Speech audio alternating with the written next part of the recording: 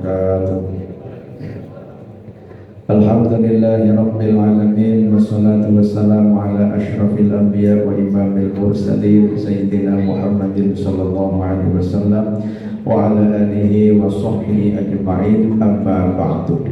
Qala Rasulullah sallallahu alaihi wasallam, Rasulullah sallallahu alaihi wasallam jawab, man shalla arba'ina yawman fi jama'atin yudrikut takbiratal ula falahu bara'atan. Barang siapa yang dia sholat maktubah berjamaah, maktubah itu sholat wajib, sholat fardu sehari 5 waktu 40 hari 40 malam berjamaah mendapati takbiratul ihramnya imam. Maksudnya ketika imam baca takbir dari awal Allahu Akbar, jenengan di belakang terus Allahu Akbar, mendapati takbirnya imam. Atau misalkan imam masih ketika setelah Allahu Akbar baca kabiro walhamdulillahi katsira wa subhanallahi bukratan wa asila, sampai terus dengan di belakang terus usolli fardhu maliki wa Allahu Akbar, itu juga sudah mendapati. Jadi sekira imam belum baca Al-Fatihah, jadi sekira imam belum baca Bismillahirrahmanirrahim, dengan di belakang ikut takbirnya imam, dianggap mendapati takbiratul ihramnya imam. Dilaksanakan 40 dino 40 bengi, tidak boleh gotang, tidak boleh putus-putus. Jadi kalau jenengan misalkan 39 hari disaful sedino kurang, maka tidak termasuk, maka ateges tidak termasuk dalam hadis. Jadi benar-benar harus full 40 hari 40 malam.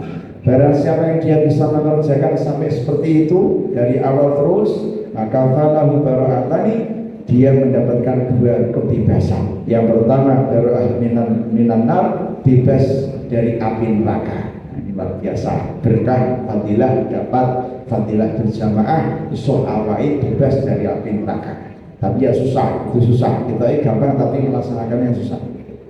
Kadang bisanya subuh, nanti zuhur, asar, isya nggak bisa. Terkadang zuhur, asar, hari bisa, subuh nggak bisa. Berarti belum termasuk. Jadi harus dari waktu dan mendapati terus menerus. Kemudian yang kedua adalah bara'ah minan nifaq, bebas dari sifat munafik. Sudah kita ketahui munafik itu punya 3 ciri. Kalau berbicara menjadi ngapusinan. Yang kedua kalau berjanji mengingkari. Kalau dikasih amanat berkhianat. 3 sifat munafik. Ini yang termasuk minal kabair. Orang muslim kalau dia punya sifat munafik tidak segera bertobat, maka menjadi fasik. Kalau fasik maka termasuk wong sing nglakoni dosa gede. Ini kalau tidak bertobat, kalau menjadi wali nikah tidak sah menjadi wali nikah. Harus disyahadatkan dulu, istighfar dulu, syahadat dulu, baru diperbolehkan.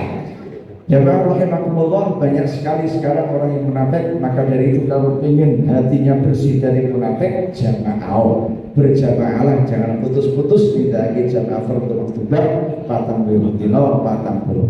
Ini kita menjadi tengene poso Ramadan dikasih modal Allah, tegesi kita dilatih terus tiap sholat sunnah berjamaah dengan pengharapan muka-muka nanti fardunya terus-menerus berjamaah, tidak hanya Ramadan saja. Mau sekarang kada jamaah nih wayah-wayah fardu Ramadan mawon, di wayah-wayah di waktu Ramadan mawon. Nanti kalau setelah Ramadan habis tidak mau jamaah, nah ini tidak istiqomah. Jadi nanti harus diusahakan terus-menerus sampai tua berjamaah, kersane mendapatkan keutamaan bebas dari api neraka. Kemudian kalau kita memang susah melaksanakan 5 waktu itu, mungkin karena banyak kegiatan, saking perlunya berjamaah. Jadi jenengan kok umpami tidak bisa ke masjid, disunahkan jenengan jamaah di rumah bersama istri atau anaknya. Misalkan istri sudah di masjid melaksanakan jamaah, jenengan masih di kantor, ketika pulang ngajak ibunya lagi, bu, jamaah bu, lupa aku sudah selesai jamaah pak. Disunahkan bagi orang yang sudah selesai jamaah, disunahkan mengulang jamaah lagi. Dalam fikih disunahkan. Jadi pahala sunnah yang kedua itu nulungi koncone sebelum jamaah, sangat pentingnya jamaah. Jenengan kok misalkan sholatnya dhewean, sholatnya kiambaan, tadi buku ketinggalan tidak berjamaah di masjid, lalu ada orang di belakang yang dia itu belum selesai atau tegese sebelum dimulai jamaahnya, tidak sudah selesai dulu, maka disunahkan ulang lagi. Mas, ayo jamaah mas. Loh Pak, saya mau sama sholat dilihat, disunahkan ulang lagi berjamaah. Ada hadis sahih Imam Bukhari.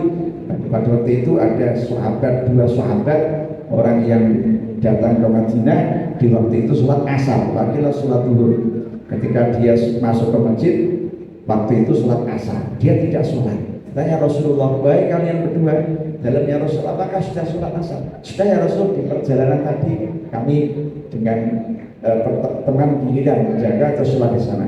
Sholatlah kamu kalau kamu masuk ke masjid, di masjidnya kampung yang diadakan sholat fardu.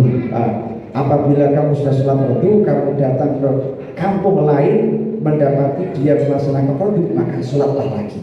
Karena itu bagi kalian sholat sunnah lagi.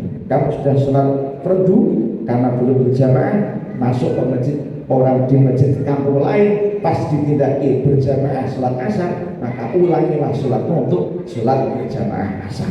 Itu bagimu adalah fadilah, bagimu adalah kesunahan. Hadis sahih riwayat Bukhari. Nah, ini pentingnya berjamaah, jangan dilupakan. Jadi sing dhewean disunati ulang lagi untuk berjamaah. Niatnya bukan main-main. Kalau niatnya ngulang-ngulang main-main dalam beribadah ya haram. Niatnya bukan itu, niatnya pengen mencari fadilah, utamanya dalam berjamaah. Sing mau minggu jamaah disunahkan berjamaah. Atau yang mungkin asalnya jamaah imamnya kurang fasih. Misalkan ada orang imamnya ketika waktu maghrib baca surat-suratannya atau baca fatihahnya kurang fasih karena tidak pernah baca tajwid, dengan mau selesai maghrib. Lalu yang kedua ada ustadz yang fasih, Pak Solihin misalkan telat baca maghrib, jadi Pak Solihin masuk dia sendirian, maka disunahkan dengan yang digunakan mulai lagi sholat berjamaah. Mereka yang kedua imam yang lebih fasih dari yang pertama. Nah, dalam kitab Fathul Mu'in yang lebih fasih arjaquluhu bin ini.